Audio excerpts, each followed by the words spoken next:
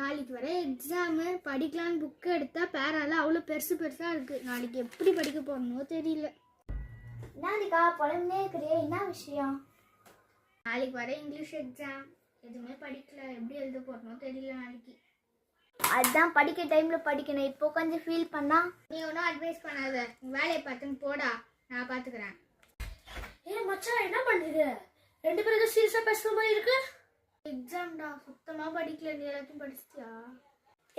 அதாவது பெரிய மாட்டேன், அப்படி நான் பார்த்துக்கிறேன். என்னடா பண்ணுவ? ஆல்ரெடி பிட்டு ரெடி பண்ணிட்டேன், உனக்கும் தரேன். அதெல்லாம் பண்ணாதீங்கடா, மாட்டிப்பீங்கடா. போடா பூமர் அங்கிள். கொஸ்டின் பாப்பனா ஈஸியாக இருக்கும், சூப்பர். பிட்டு வச்சிருக்கேன், நீ எங்கடா தூக்கி போடு. எடுத்துக்கோ.